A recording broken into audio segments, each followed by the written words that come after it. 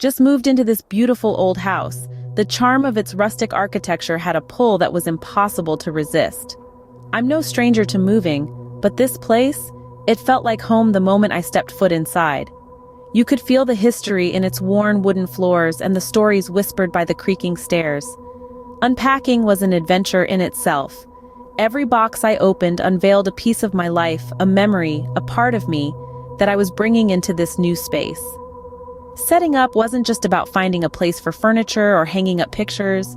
It was about infusing my essence into the very fabric of this house. It was about making it mine. The day felt long, filled with moments of nostalgia and anticipation. But as the sun set, the house seemed to settle around me, welcoming me. Finally, after a long day, I turned off my phone and fell into a peaceful sleep. In the middle of the night, I woke to a familiar voice, Siri, responding to a query. The words hung in the darkness, an unexpected intrusion in the silence of my new home. The voice was unmistakable, that distinctive blend of synthetic politeness and robotic inflection. But the thing is, I was certain I'd powered down my phone before drifting off to sleep. The confusion was immediate, a jumbled mess of thoughts tumbling through my tired mind. I could almost feel the question marks popping into existence above my head, one after another, like in those old comic strips. I mean, Siri's voice in the middle of the night, in a house that was supposed to be empty save for me? That was the sort of thing you'd hear in a suspense thriller, not in real life. But then, there it was again. Siri's voice, clearer this time, answering another unasked question. The hairs on the back of my neck prickled. I pulled the covers up to my chin, my heart thumping like a wild drum. Was it fear? Maybe. But there was something else too.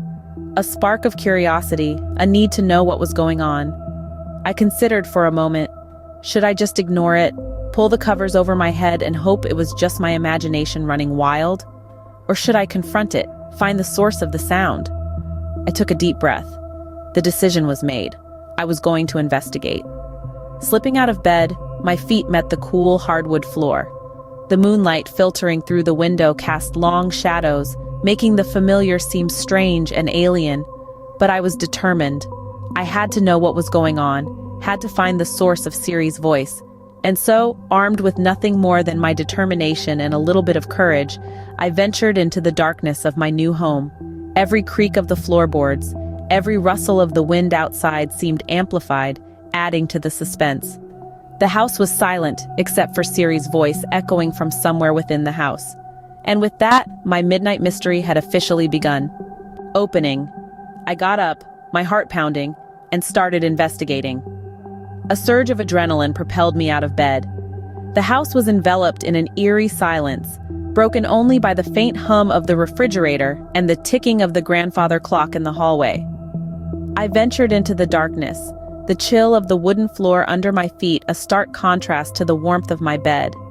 I began my search in the living room, its familiar furnishings taking on a sinister air in the dim moonlight. The silence was deafening, my own breath loud in my ears. I checked behind the curtains, under the couch, even in the dusty corners of the bookshelf, but there was no sign of any device that could have triggered Siri's voice. Next, I moved to the kitchen, the smell of dinner still lingering in the air. I opened each cupboard, peered into the refrigerator, and checked under the sink. Nothing.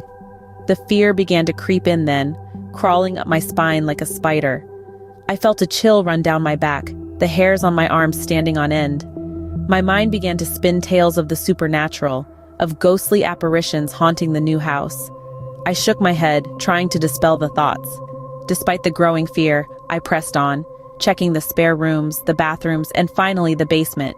Each room was as empty as the last, devoid of any sign of intrusion. Yet the voice of Siri seemed to follow me, a ghostly whisper in the silence of the house. With each room I checked, the mystery deepened. The house was as silent and empty as a tomb, yet Siri's voice seemed to echo around me, a disembodied voice in the darkness. It was as if the house itself was speaking, the voice echoing from the very walls, closing. The house was empty, but the voice kept echoing, leading me to my next clue. Finally, the voice led me to the basement, a place I hadn't explored yet. The air was thick with dust and the scent of long-forgotten memories. My heart pounded like a drum in my chest as I descended, each step creaking under the weight of my anticipation. The basement was a labyrinth of shadows, making it difficult to make out any distinct shapes. But then, I spotted it. Tucked away on a dusty shelf, illuminated by the faint glow of a charging light, was an old iPhone. It was plugged into an ancient socket, humming softly, forgotten by time but still very much alive. A wave of relief washed over me. So this was the source of the mysterious voice. Siri, locked away in the basement, responding to ghostly queries from a forgotten past. The relief, however, was quickly replaced by a new mystery. Who had been using this phone? The phone was old, the screen cracked, and the casing battered. It looked like it had been through a lot, like it held stories within its digital heart.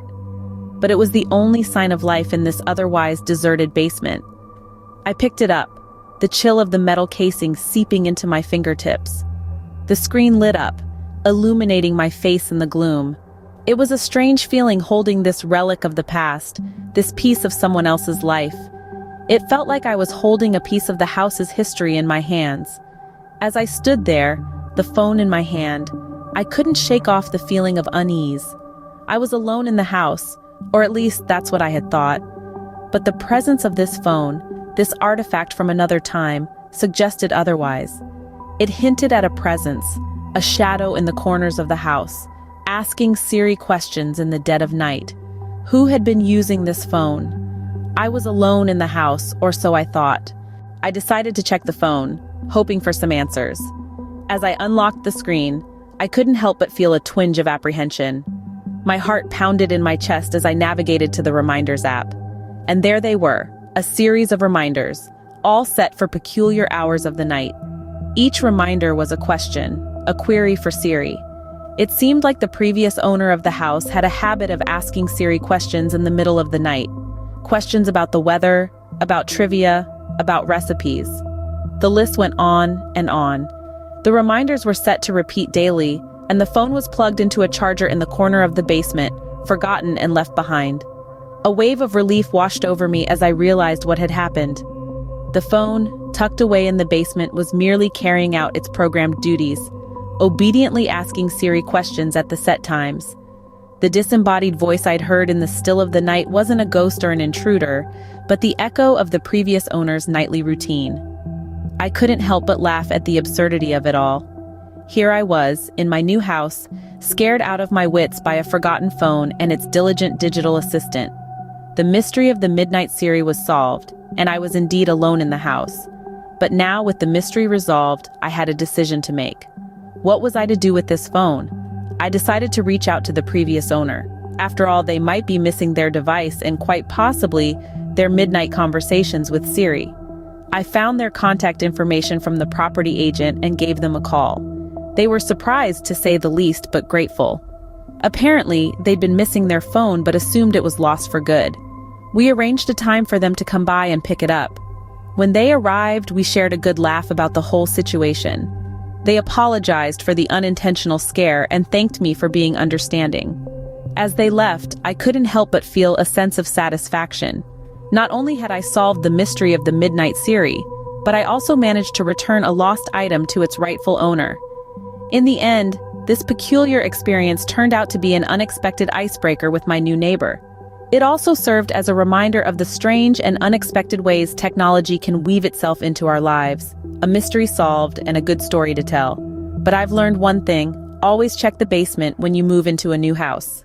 Y'all, we're wrapping up here, but don't you go anywhere just yet. Show some love, hit that like button. Fancy more content like this? Go on, subscribe and let that bell icon ring so you won't miss a beat. Thanks for tuning in, and remember, sharing is caring. Until next time, stay tuned.